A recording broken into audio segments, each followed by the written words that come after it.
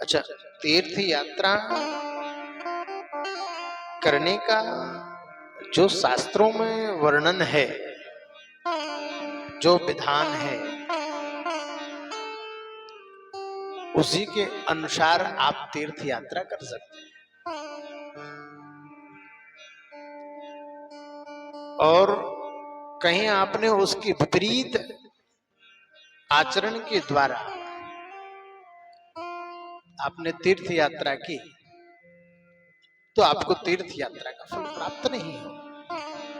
समझे?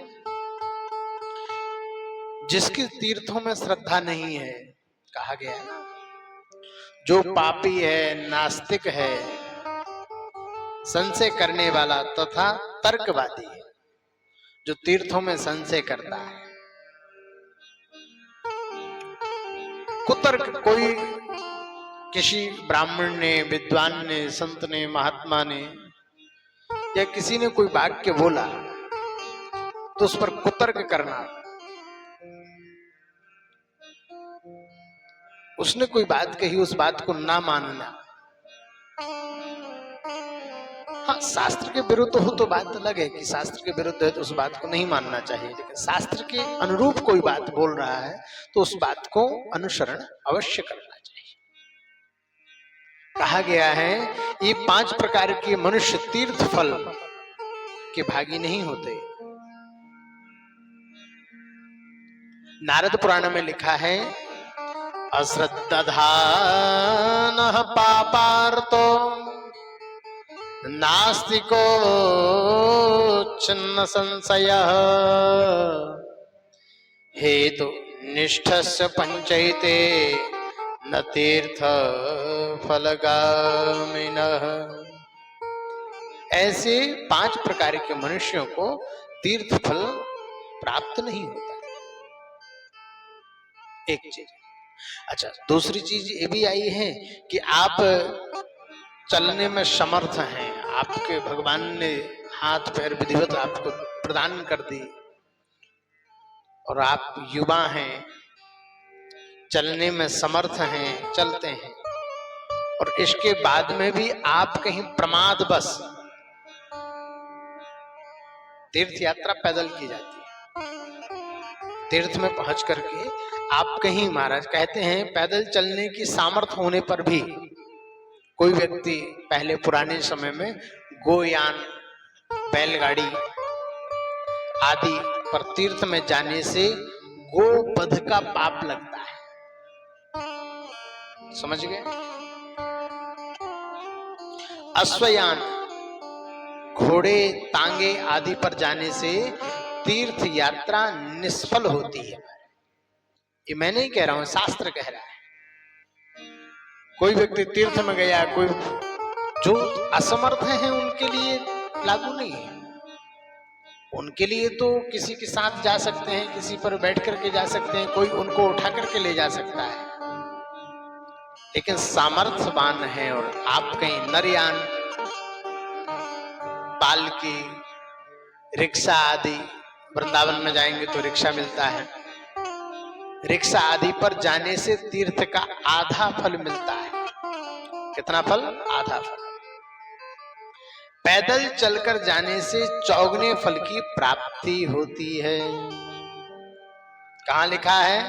तो कहते हैं स्कंद पुराण के वैष्णव खंड में यह बात चर्चा आती है। अश्रद्धानः पापात्मा नास्तिक छिन्न मानसः हेतुवादी च पंचेते न तीर्थ फलभागिनः। समझ गए? कहते हैं महाराज, तीर्थ क्षेत्र में जाने पर मनुष्य को सदा स्नान, दान, जैसे कोई व्यक्ति जाता है ना तो तीर्थ में गया, अब जैसे बद्रीनारायण में चला जाए, बद्रीनारायण में कई व्यक्ति ऐसे होते हैं जो प्रमादवश कहते हैं हमें तो बुखार आ गया, हमें तो ये हो गया, हमें तो वो हो गया, प्रमाद बस आलस्य कर जाते हैं और स्नान आदि नहीं करते। समझ रहे हैं? जो ये करता है, कहते हैं तीर्थ क्षेत्र में जाने पर मनुष्य को सदा स्नान, दान, कृपणता नहीं दिखानी चाहिए तीर्थ में। हाँ, ये नहीं कि आपके पास जितना है आप सब लुटा दीजिए, ऐसा नहीं कहता हूं, लेकिन आपके सामर्थ्य के अनुसार आप वहां तीर्थ में जाकर के दान करें। वहां तीर्थ में जो पुण्य नदियां हैं उनमें स्नान करें, उनके किनारे पर बैठ करके जप आदि करना चाहिए। और जो व्यक्ति ऐसा नहीं करता है तो उसको क्या प्राप्त होता है पता है? नहीं, अन्यथा वह रोग से ग्रसित हो जाएगा, दरिद्रता उसके जीवन में आ जाएगी, मूर्खता आदि दोषों का भागी होता है। इसलिए इन सब चीजों का विशेष ध्यान रखना चाहिए। और महाराज, लोग तीर्थ में जाकर के देखो, तीर्थ का जो नियम मैंने बताया है उसके अनुसार ही आप तीर्थ का याटन करेंगे, सेवन करेंगे, निवेदन करेंगे, तभी आपको तीर्थ का फल प्राप्त होगा। अन्य जगह किया हुआ पाप तीर्थ में नष्ट हो जाता है, ये समझ लीजिए। पर तीर्थ में किया हुआ पाप वज्रलेप हो जाता है, समझे?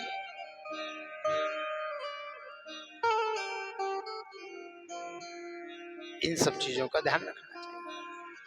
लोग कहते हैं महाराज तीर्थ में जाकर के जब ध्यान, दान इत्यादि ना कर पाए तो क्या करें?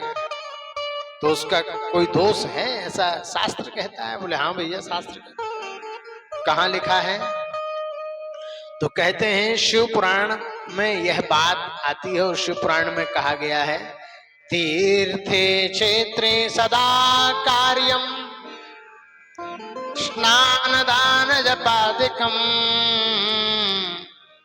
अन्यथा रोग दारिद्र्यम मूकत्वाद्याप्नुयान्नरः। शिव पुराण में लिखा हुआ है, विंध्येश्वर से। और जो पाप की बात आई कि पाप, तो उसके बारे में भी लिखा हुआ है। कहते हैं स्कंद पुराण में यह वाक्य आता है। स्कंद पुराण में कहा गया है कि भैया अन्यत्र किया हुआ पाप तीर्थ में नष्ट हो जाता है और तीर्थ में किया गया पाप वज्रलेप के समान,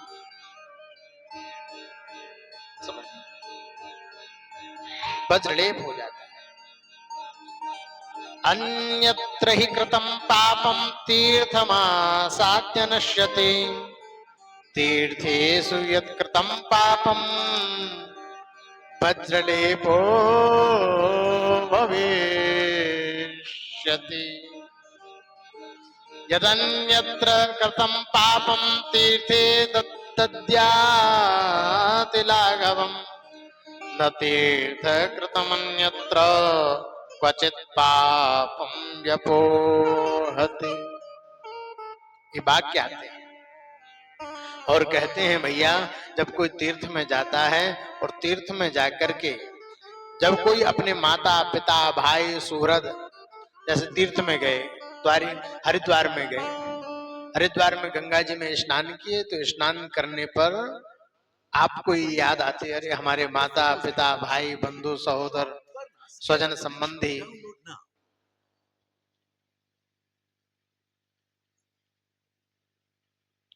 इन सभी के पास आ नहीं पाए, तो इनको क्यों ना हम इनके निमित्त स्नान करें। तो उनके निमित्त स्नान, जब कोई अपने माता पिता भाई सुहृद अथवा गुरु को फल मिलने के उद्देश्य से तीर्थ में स्नान करता है, तब उसे स्नान के फल का 12वां भाग प्राप्त होता है। कितना फल? 12वां। मातरम पितरम बापी भ्रातरम सुहृदम गुरु। कहां लिखा हुआ है?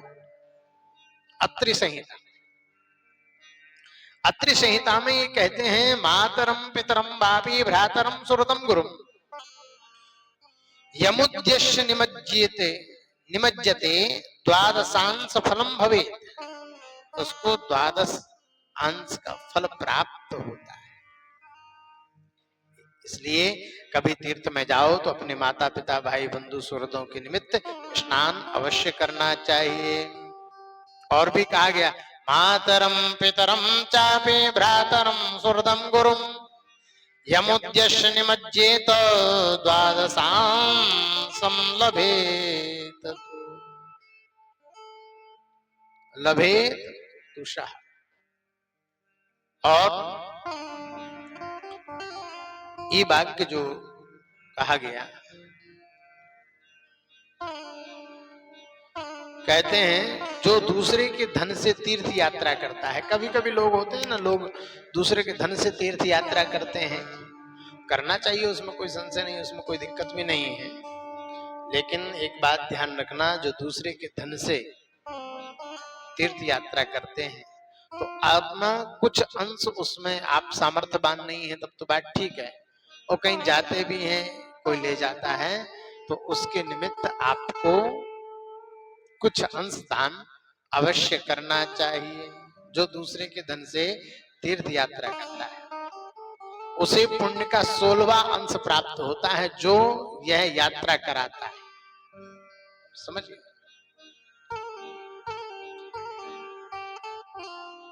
तथा जो दूसरे कार्य के प्रसंग से तीर्थ यात्रा में जाता है उसे उसका आधा फल प्राप्त होता है। जैसे तीर्थ यात्रा, आप दिल्ली गए और दिल्ली जाते समय आपके मन में आया कि हम चलो वृंदावन होते हुए जाएं, आपका लक्ष्य दिल्ली जाना है, बीच में आप वृंदावन गोवर्धन इत्यादि चले गए तो आपका उसको आधा फल प्राप्त होगा।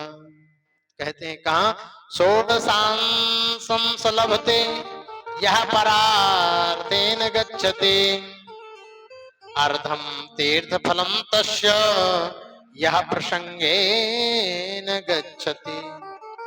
नारद पुराण में यह वाक्य आया, और ये तीर्थ यात्रा आप लोगों की मंगलमय हो, इसी के अनुसार तीर्थ यात्रा आप करते हैं तो आपको तीर्थ यात्रा का संपूर्ण फल प्राप्त होगा। नियम और साधन संपन्न होकर के आप तीर्थ यात्रा करें तो संपूर्ण फल आपको तीर्थ यात्रा का प्राप्त हो। बोल बांके बिहारी सरकार की।